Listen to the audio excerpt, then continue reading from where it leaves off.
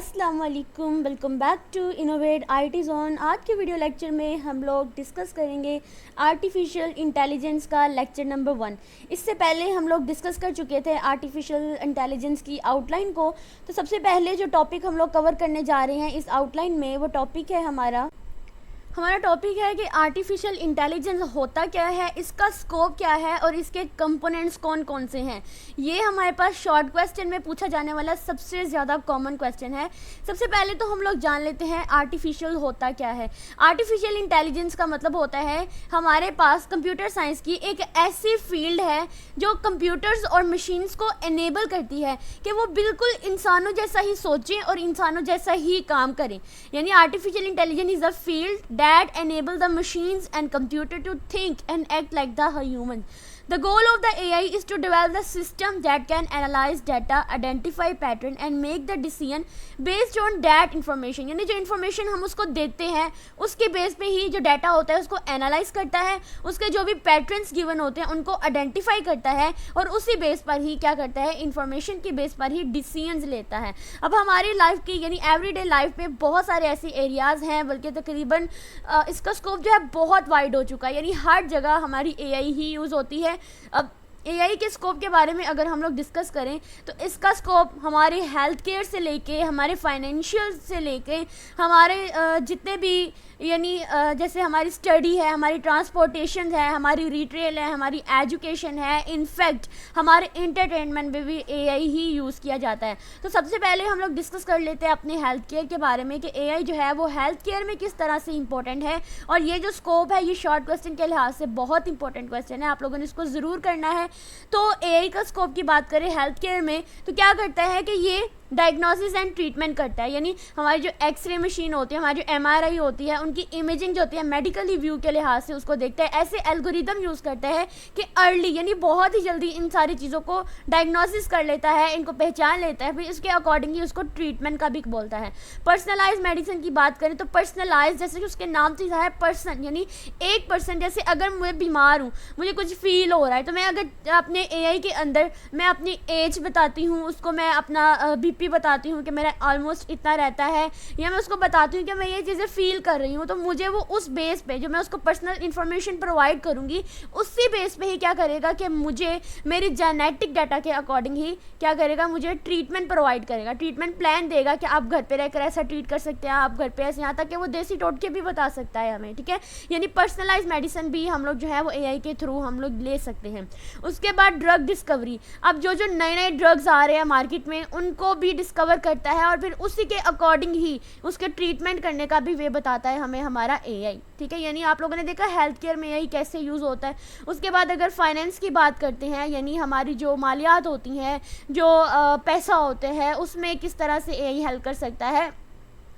अब अक्सर औकात ऐसा होता है हमारे साथ बहुत सारे फ्रॉड हो रहे होते हैं, यानी हमसे हमारा पैसा लिया जाता है। कई बार ऐसा होता है ना कि वो कहते हैं कि आप इतनी चीज़ इन्वेस्ट करें तो आपको ये चीज़ जो है हम इतने पैसे देंगे, अगर आप इतने पैसे इन्वेस्ट करेंगे तो आपको बदले में इससे डबल मिलेंगे। तो हम क्या कर सकते हैं कि हमें जब इस तरह की कोई फ्रॉड हमारे साथ होने लगता है तो हम AI से फ़ौरन से पूछ सकते हैं कि क्या ये लिंक जो है या क्या ये जो ऐप है जिनसे हम लोग पैसे कमा रहे हैं, क्या ये बिल्कुल रियल है या सिर्फ हमें लूटा जा रहा है। अगर हम इन्वेस्टमेंट के साथ कर रहे हैं तो क्या ये बिल्कुल ठीक है कि हमारे साथ कोई फ्रॉड तो नहीं हो रहा। तो AI के ज़रिए ही इन सब चीज़ों को हम लोग मॉनिटर कर सकते हैं कि रियल टाइम जो भी ट्रांजेक्शन्स होती है उनको डिटेक्ट करता है कि आया कि ये ठीक है या नहीं, और फिर उससे हमें फ्रॉड से प्रिवेंट भी करता है। जब हम AI से पूछ लेते हैं कि क्या ये चीज़ बिल्कुल रियल है, वो बता देता है कि रियल नहीं, आप लोग के साथ फ्रॉड हो रहा है, तो हम उसी वक्त उस काम को रोक देते हैं। यानी हम AI के थ्रू जो है उससे उस फ्रॉड से हम प्रिवेंट कर सकते हैं। उसके बाद एल्गोरिथमिक जो हमारे पास ट्रेडिंग आती है, यानी जो भी मार्केट में जो भी स्टॉक चल रहा होता है उसमें AI डिफरेंट स्ट्रेटजीज में उस जो भी ट्रेंड चल रहा होता है उस ट्रेडिंग के अकॉर्डिंग ही उसको ऑप्टिमाइज करता है।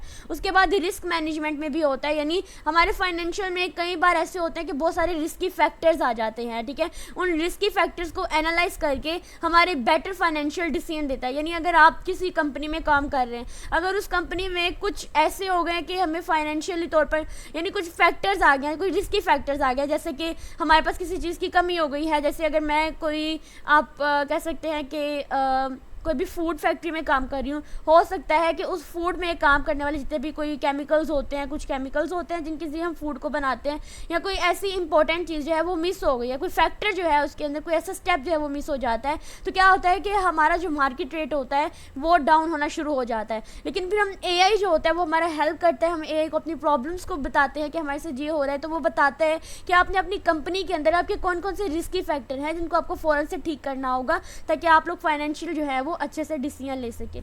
उसके बाद हम ट्रांसपोर्टेशन की बात करें तो हमारे पास जो एआई है वो एंटोनोमियस व्हीकल्स, यानी ऐसी व्हीकल्स होती हैं जो सेल्फ ड्राइविंग में हेल्प करती हैं। आपने देखा होगा कि अब जापान में, चाइना में कुछ ऐसी कार्स आ चुकी हैं जो सिर्फ सेल्फ ड्राइविंग होती है, यानी ऑटोमेटिकली चल रही होती है। हमने सिर्फ उन्हें लोकेशन डाल के देनी होती है, उनको लोकेशन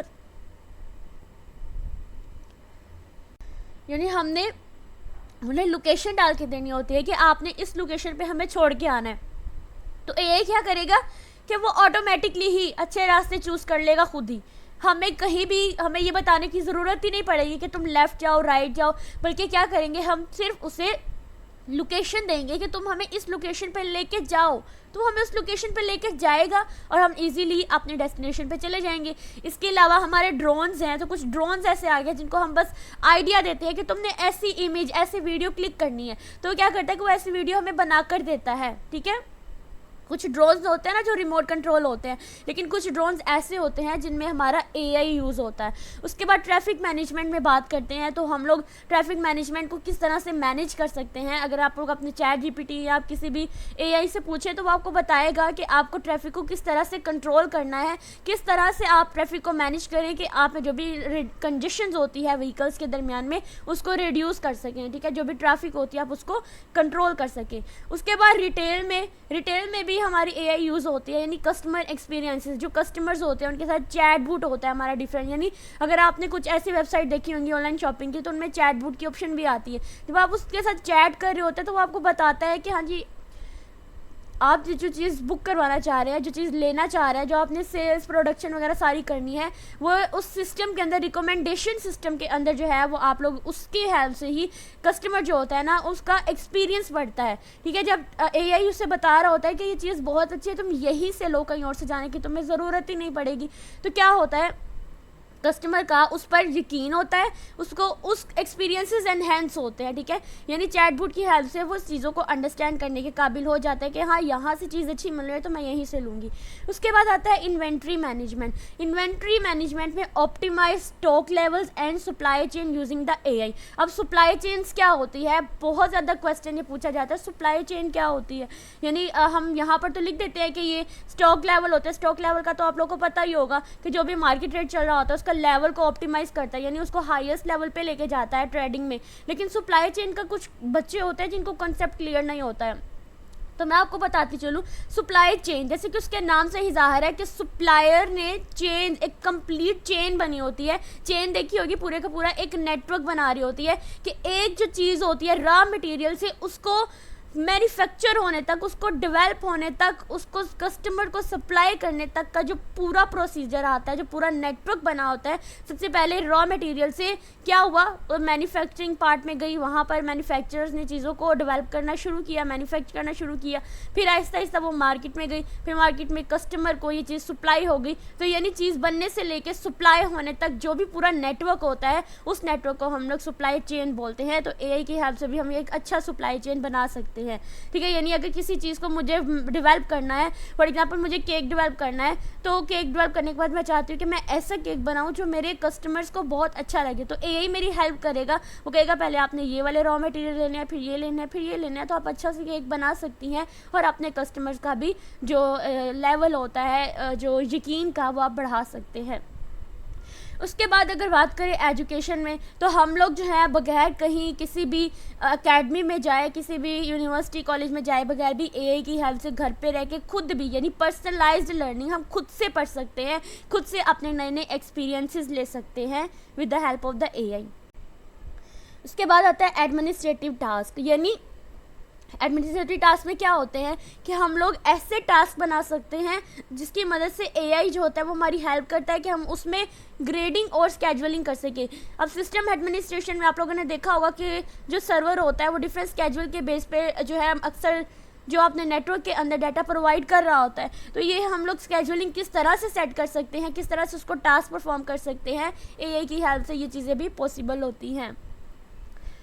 उसके बाद अगर हम बात करते हैं एंटरटेनमेंट की, तो एंटरटेनमेंट में क्या है, कंटेंट रिकमेंडेशंस आती हैं, गेम डेवलपमेंट आती है। यानी अब हम लोग सिर्फ एजुकेशन नहीं कर सकते, सिर्फ हम लोग अपने बिजनेस को कंट्रोल नहीं कर सकते, बल्कि हम एंटरटेनमेंट भी कर सकते हैं अपने एआई के साथ। यानी एआई जो होता है वो हमें ऐसे एल्गोरिदम प्रोवाइड करता है जो हमारे जितनी भी स्ट्रीमिंग हो रही होती है, जैसे हमारी नेटफ्लिक्स है, हमारे स्पॉटिफाई है, हमारे यूसी ब्राउज़र्स है, हमारे जितने भी ब्राउजिंग है, जो यानी इनके ऊपर हम लोग कौन सा कंटेंट देखना चाहते हैं। हम चाहते हैं कि कोई ऐसा कंटेंट हमें बताओ जो हमें ज़्यादा एंटरटेन करे, तो एआई की मदद से भी हम कर सकते हैं, क्योंकि एआई हमें ऐसा कंटेंट रिकमेंड करता है कि आप ये देखिए, आप ज़्यादा इंजॉय करेंगे, तो हम उसके साथ भी एंटरटेनमेंट कर सकते हैं। उसके बाद है game development, enhancing the game experiences, realistic behaviour and adaptive difficulties using the AI.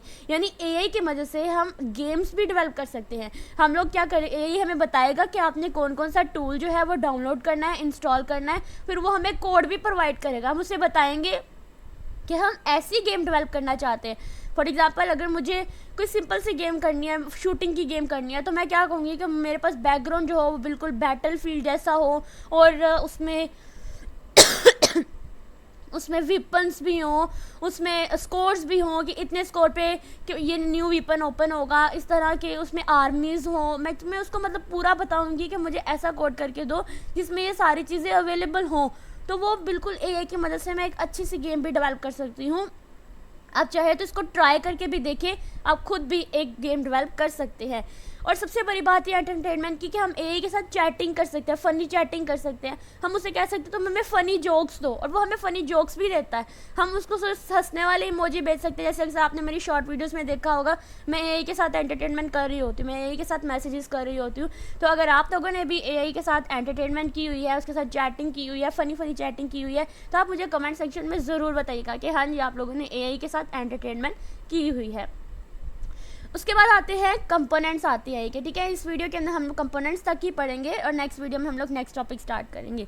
तो की कंपोनेंट क्या होते हैं एक है, जिसमें हमारे पास मशीन लर्निंग आती है। उसके बाद हमारे पास डिफरेंट किस्म के कंपोनेंट्स आते हैं जिनको हम लोग डिस्कस करेंगे डिटेल के साथ, लेकिन ज़्यादा डिटेल में जो लॉन्ग क्वेश्चन आएंगे, जैसे मशीन लर्निंग एक कंप्लीट लॉन्ग क्वेश्चन है, तो इसको हम लोग किसी लॉन्ग क्वेश्चन वाली वीडियो में ही डिस्कस करेंगे। तो मशीन लर्निंग के अंदर जो इंपॉर्टेंट पॉइंट्स आते हैं उसमें आता है supervise learning, unsupervise learning and reinforcement learning. Supervise learning की बात करूंगी तो ये ऐसे एल्गोरिदम यूज़ करता है जो लेबल डाटा होता है ना, उसकी प्रिडिक्शन और क्लासिफिकेशंस के लिए हम यूज़ करते हैं। अब प्रिडिक्शन एंड क्लासिफिकेशन की बात करें तो हमारे जहन में स्टैटिस्टिक्स की बात करी होंगी। हम लोगों ने इतनी मुश्किल से स्टैट से जान छुड़ाई थी, लेकिन हमें एआई के अंदर दोबारा से स्टैट पढ़नी पड़ेगी। इसलिए बेहतर होता कि आप लोग फोर्थ सेमेस्टर के अंदर या थर्ड सेमेस्टर के अंदर अपनी स्टैटिस्टिक की, प्रोबेबिलिटी की जो चैप्टर थे उनको अच्छे से पढ़ के आते, क्योंकि इसके अंदर हम लोग ज़्यादातर जो है वो यूज़ करने वाले हैं अपने स्टैट को ही आने वाली वीडियोस के अंदर, ठीक है। तो सुपरवाइज लर्निंग में ये होता है कि जो लेबल डाटा होता है उसमें डिफरेंट किस्म की प्रेडिक्शंस बनाते हैं, ये ठीक है, डिफरेंट क्लासिफिकेशंस करते हैं। अक्सर आप लोगों ने ईमेल पे देखा होगा, ईमेल पे वो आपको दिखा रहे होते हैं कि आपने अपने डाटा को लेबल करना है। तो ये जो डाटा लेबल है ये एल्गोरिदम ही होता है, बैकएंड पे इसका एल्गोरिदम ही लगा होता है। आपने उसी एल्गोरिदम की मदद से ही जो है वो अपने प्रेडिक्शंस बनानी है और बताना है कि ये जो लेबल है ये क्या मैं इसको किस किस को सेंड कर सकती हूँ, और इम्पोर्टेंट टॉपिक्स होते हैं ना उनको ही हम लेबल करते हैं अपनी ईमेल के अंदर। उसके बाद हमारा अनसुपरवाइज लर्निंग आती है। तो अनसुपरवाइज लर्निंग में होता है जो डाटा अनलेबल्ड होता है, ठीक है, यानी हमें उसे लेबल करने की ज़रूरत नहीं होती है। जैसे अगर किसी कंपनी के अंदर या किसी कस्टमर ने कोई चीज़ लेनी है तो उसको हम कोई बॉक्स देते हैं तो उसके ऊपर लेबल्स नहीं होते हैं ज़्यादातर, ठीक है, यानी हम उसको ऐसे स्ट्रक्चर्स और पैटर्न्स प्रोवाइड कर देते हैं जो अनलेबल डाटा के होते हैं। उसके बाद रीइंफोर्समेंट लर्निंग की बात करते हैं तो algorithm learn through trials and error, यानी अब जब हम लोग ऐसे एल्गोरिदम, जैसे यहाँ पर लिखा हुआ है learn through the trials and error, trials और एरर की बेस पर ही हम लोग रिवार्ड या पनिशमेंट को ऑप्टिमाइज़ करते हैं। जैसे किसी गेम के अंदर हम लोग क्या करते हैं कि उसमें डिफरेंट किस्म के स्कोर्स लेने की कोशिश करते हैं, उसमें ट्रायल्स करते हैं, उसमें एरर्स भी आते हैं, और उस एरर्स की बेस पर ही हमें बताया जाता है कि आपको कितने स्कोर्स का रिवार्ड मिलता है या कितने स्कोर्स आपके यहाँ से कट हो जाएंगे। तो ये हमारी रीइंफोर्समेंट लर्निंग में ही आता है, ठीक है। उसके बाद हमारे पास सेकंड कंपोनेंट आता है न्यूरल नेटवर्क। न्यूरल जैसे कि उसके नाम से ही ज़ाहिर है कि न्यूरॉन्स यानी ह्यूमन ब्रेन न्यूरॉन्स होते हैं। तो आर्टिफिशियल जो नेटवर्क्स होता है न्यूरल नेटवर्क्स होता है, उसके अंदर हम डिफरेंट किस्म के स्ट्रक्चर यानी डिफरेंट ह्यूमन ब्रेन्स के न्यूरॉन्स की तरह ही वो काम कर रहा होता है। अगर आपने ह्यूमन ब्रेन का न्यूरॉन्स देखा हुआ है तो आप लोग समझ जाएंगे कि हमारे जो आर्टिफिशियल न्यूरल नेटवर्क्स होता है वो बिल्कुल ह्यूमन ब्रेन के न्यूरॉन्स की तरह ही काम करता है। क्योंकि हमने बात की कि आर्टिफिशियल इंटेलिजेंस जो होता है उसका मेन गोल ही होता है कि वो बिल्कुल ह्यूमन बीइंग की तरह एक्ट करे, ह्यूमन बीइंग की तरह ही सारी की सारी थिंकिंग करे।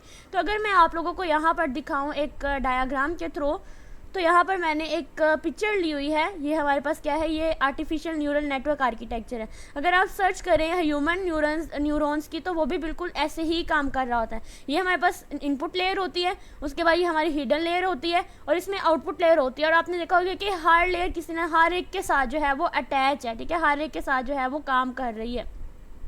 उसके बाद हमारे पास आता है डीप लर्निंग, यानी न्यूरल नेटवर्क जो होता है ये मल्टीपल लेयर्स के ऊपर यानी डीप लर्निंग करता है। सबसे पहले क्या होता है कि इसमें 3 तरह की हम मोस्टली लेयर्स पढ़ते हैं और बहुत कम्प्लेक्स पैटर्न को भी आइडेंटिफाई करने के लिए एआई यूज़ होता है। जैसे इस इमेज में देखें, यहाँ पे इनपुट लेयर है, यानी ये इनपुट लेयर कहाँ से, इसे सारी हिडन लेयर्स से लेके इन आउटपुट लेयर तक हर एक के साथ कनेक्ट है। तो ये डीप लेयर बहुत ज़्यादा ये कॉम्प्लेक्स भी है, लेकिन एआई क्या करता है कि एक छोटे से छोटे ज़र्रे को भी अब पहचान लेता है, ठीक है। तो आई होप सो आप लोगों को यहाँ से अंडरस्टैंडिंग हुई होगी। उसके बाद आता है नेचुरल लैंग्वेज प्रोसेसिंग, यानी जो नेचुरल लैंग्वेज होती है उसको भी प्रोसेस करता है। फॉर एग्जांपल अगर मैंने किसी को टाइप करके नहीं बताना चाह रही हूँ, बल्कि मैं उसको चाहती हूँ वो मैसेज तो टाइप हुआ ही पढ़े, लेकिन मैं खुद से बोलना चाहती हूँ, मैं बोलती जाऊँ और वो टाइप होता जाए। अक्सर आप लोगों ने देखा होगा कि व्हाट्सएप के नीचे जो कीबोर्ड होता है उसमें एक सेटिंग होती है, उस सेटिंग में एक छोटा सा माइक लगा बना होता है। तो जब उस माइक के ऊपर आप बोल रहे होते हैं तो वो ऊपर क्या होता है कि जहाँ पे हमने टाइप करना होता है ना, उस टाइप बॉक्स के अंदर वहाँ पे हमारा टेक्स्ट लिखा जा रहा होता है। तो ये हमारी एआई की हेल्प से ही, यानी इसके बैकएंड पे एआई ही यूज़ होती है, जो हमारी स्पीच को भी क्या कर रहा होता है, रिकॉग्नाइज कर रहा होता है, ठीक है। उसके अलावा जो डाटा हम उसको प्रोवाइड करते हैं, फॉर एग्जांपल अगर मैंने कहीं कोई कमेंट किया है तो क्या होगा कि वो एआई की हेल्प से ही क्या करेगा, उस कमेंट को अंडरस्टैंड करेगा कि ये इंसान ने जो कमेंट किया है क्या वो पॉजिटिव है, क्या वो नेगेटिव है, या क्या वो न्यूरल टाइप, क्या किस टाइप का इसने कमेंट किया है। तो वो भी हम एआई की हेल्प से कर सकते हैं। उसके बाद हमारे पास 4 वाला कंपोनेंट आता है कंप्यूटर विजन। अब कंप्यूटर किस तरह से देखता है, यानी इमेज रिकॉग्नाइजेशन और ऑब्जेक्ट डिटेक्शन। अब इमेज रिकॉग्नाइजेशन में क्या है कि हम जब एआई के अंदर कोई इमेज डालते हैं, हम चाहते हैं कि जब हम इमेज डालते हैं तो वो क्या आइडेंटिफाई करता है, इसके ऑब्जेक्ट्स को, इसको फेस को देखता है, उसके सेंसेस को अंडरस्टैंड करता है। यानी अगर मैंने किसी ह्यूमन बीइंग की पिक्चर डाली है तो मैं चाहती हूँ कि तुम मुझे बताओ कि इसका फेस किस तरह का है, किस टाइप का है, ये किसके सेंसेस क्या है, किस तरह से ये सोच रहा है। तो एआई मुझे उसी टाइम उस चीज़ को आइडेंटिफाई करके बता देगा, ठीक है। उसके बाद मेरी ऑब्जेक्ट डिटेक्शन आती है। फॉर एग्जांपल एक मैंने पूरी इमेज सेंड की और मैं चाहती हूँ एआई को चाहती हूँ कि तुम इस पूरी इमेज में मुझे कोई एक बॉल पड़ा हुआ है कहीं दूर, तो मुझे तुम वो आइडेंटिफाई करके दिखाओ। एआई क्या करेगा, उस पूरी इमेज को ट्रैक करेगा और ट्रैक करने के बाद वो पता लगा लेगा कि हाँ उस चेयर के पास बॉल पड़ा हुआ है, वो उस बॉल को बता देगा कि वो बॉल चेयर के पास ही पड़ा हुआ है, ठीक है। आप खुद भी ये ट्राई करके देखिए, आपको एआई ज़रूर बताएगा। उसके बाद आता है रोबोटिक्स, ठीक है। एआई जो है रोबोटिक्स के अंदर भी यूज़ होता है, यानी हमारे रोबोट्स जो होते हैं उसको ऑटोमेट करता है repetitive task using the AI, ठीक है। यानी अब डिफरेंट किस्म के रोबोट्स आ गए जिनके अंदर हम लोगों ने एआई ने ऐसे एल्गोरिदम्स यूज़ किए होते हैं, ऐसी उसने कोडिंग की होती है कि हम जो टास्क को कहते हैं वो रोबोट फ़ौरन से अंडरस्टैंड करता है, वो काम करता है। उसके बाद ऑटोनोमियस सिस्टम होता है, यानी एआई क्या करता है कि अंडरस्टैंड करता है कि हम किस एनवायरनमेंट के अंदर रह के हमें काम करना चाहिए और क्या क्या डिसीजन लेने चाहिए। ये रोबोट्स जो होते हैं ना, उनको ऐसे एनवायरनमेंट प्रोवाइड किए जाते हैं, ऐसे उन्हें काम यानी टास्क परफॉर्म किए जाते हैं कि वो फ़ौरन से हर चीज़ को अंडरस्टैंड करके काम करते हैं। तो ये एआई के कुछ इंपॉर्टेंट 5 कंपोनेंट्स से। होप सो वीडियो आपके लोगों के लिए हेल्पफुल रही होगी। तो अगर वीडियो अच्छी लगी हो वीडियो को लाइक करें और कमेंट करें ताकि जल्द से जल्द नेक्स्ट वीडियो भी हम लोग अपलोड कर सकें। Thank you.